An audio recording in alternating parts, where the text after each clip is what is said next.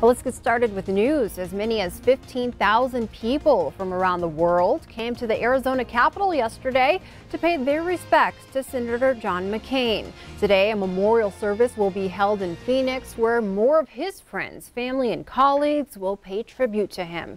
CBS's John Schumo has details. Late into the evening, Senator John McCain's children thanked those who came to the Arizona State Capitol to pay their respects to their father. This is so incredible that you are all here. It really is, and I really appreciate it. Throughout the day, thousands of people from around the world waited in 105-degree heat to say a final goodbye. So respectful to be in the presence of someone that served our country for 30 years was just amazing. On what would have been his 82nd birthday, Cindy McCain, his wife of 38 years, and his 7 children gathered for an emotional private service. Imagining Arizona without John McCain is like picturing an Arizona without the Grand Canyon. Today, a public memorial service will be held for McCain, where former Vice President Joe Biden will pay tribute. Some of the dear friends that I have are on the other side of the aisle. My beloved friend Joe Biden, he and I fight. Oh, we used to fight. But we were friends, and when it came time to settle something, because we were of goodwill, we could get it settled and resolved. Also speaking is Arizona Cardinals wide receiver Larry Fitzgerald. I had a wonderful relationship with him and his family for quite a while, and he's been a wonderful mentor to me. I can't tell you how honored I am to be able to, go up there and say a few words about a man that everybody loves and respects. After the service, McCain's body will be taken to Washington for a viewing at the U.S. Capitol. John Schumo, CBS News.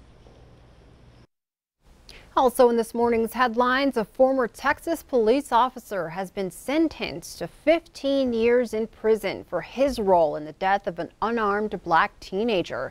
On Tuesday, Roy Oliver was convicted of killing 15-year-old Jordan Edwards in April of 2017.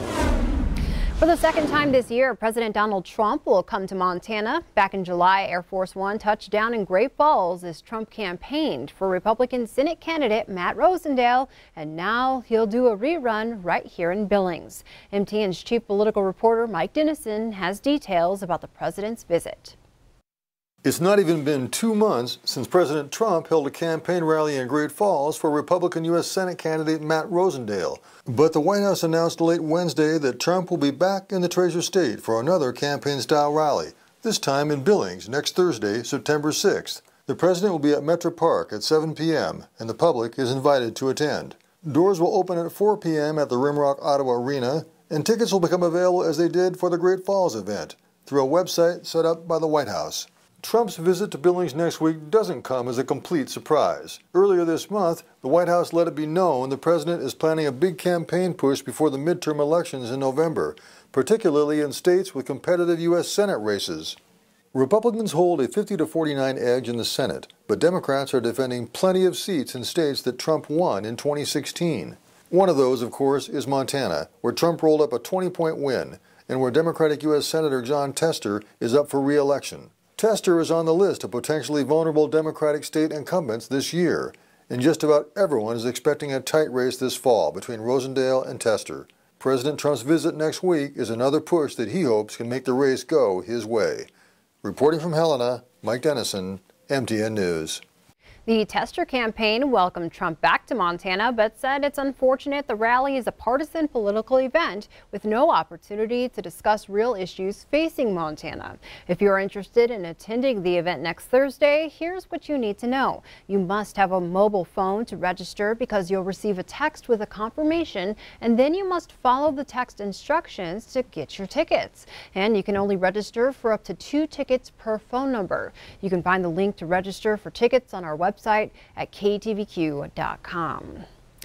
A stabbing is under investigation in downtown Billings that injured 1 man. Police were called to the Hardys on North 27th Street around 8:45 Wednesday night. Lieutenant Brian Krivitz says there they found a man in the drive-thru with a stab wound to his upper body. The victim was taken to a local hospital by ambulance for treatment. His current condition and the severity of his injuries has not been released. Krivitz says a person of interest is in custody and detectives are questioning witnesses. A traffic stop by a Wyoming Highway Patrol trooper turns into the seizure of more than 1,800 pounds of marijuana. The pickup pulling a flatbed trailer was stopped near milepost 361 on Interstate 80 on Tuesday.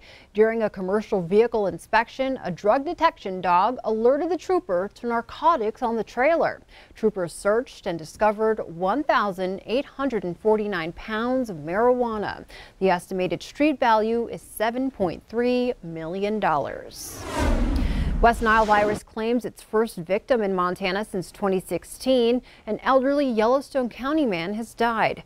Riverstone Health reports as of Wednesday evening there are 19 confirmed human cases of the virus in Montana across 8 counties. Only certain mosquitoes carry West Nile, and it is spread to people through bites. 4 out of 5 people infected actually have no symptoms and usually do not require treatment. A store that's been around almost as long as the Rimrock Mall is now closed for good. Herberger's saw its last customers around 5:30 Wednesday evening. Herberger's opened in Billings in 1976, just 1 year after the mall opened. In April, Herberger's parent company, Bon-Ton, announced it was liquidating its stores. Herberger's also had stores in Great Falls, Havre, Butte, Kalispell, and Missoula.